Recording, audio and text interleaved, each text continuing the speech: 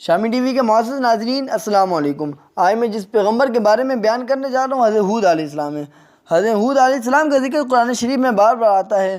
سورہ اعراف، سورہ ہود اور سورہ حشر وغیرہ میں اس کی تفصیل موجود ہے۔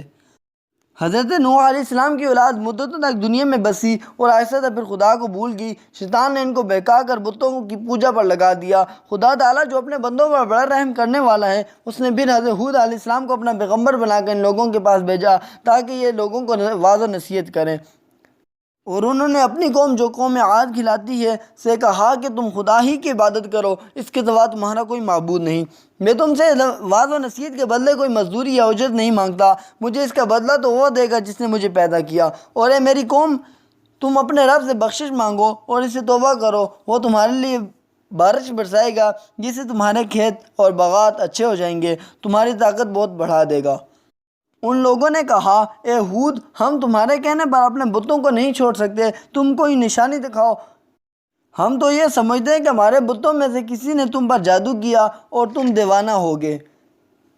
حضرت ہود علیہ السلام نے کہا، تم سب مل کر میرے لیے جو تدبیر کرنی چاہو کر لو اور مجھے مہلت بھی نہ دو۔ میں خدا پر بھروسہ کرتا ہوں جو تمہارا اور میرا پروردگار ہے۔ میرے ہاتھ اللہ تعالیٰ نے تمہیں جو پیغام بھیجا تھا وہ میں نے تمہارے تک پہنچا دیا۔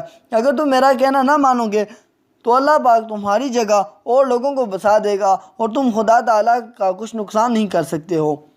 اس پر قوم عاد نے کہا کہ تم روز ہمیں خدا کے عذاب سے ڈراتے ہو، جا کر اپنے خدا سے کہہ کر ہم پر عذاب نازل کر دے اور اس میں ہرگز دیر نہ کریں۔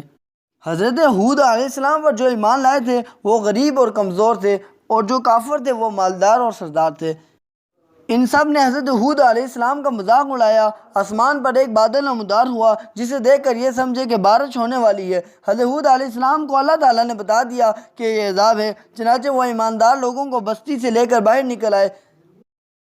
اس بادل کے بعد آندھی آئی جو 8 دن اور 7 رات تک متواتر چلتی رہی، یہاں تک کہ سب کافر مر گئے اور نیست و نابود ہو گئے۔ اور اس طرح ایک بار پھر اللہ تعالیٰ کی زمین کافروں اور مشرکوں سے خالی ہوگی۔ مزید معلوماتی ویڈیو دیکھنے کے لیے میرا چینل سبسکرائب کریں اور بیل آئیکن کے بٹن کو پریس کرنا نہ بھولیے گا۔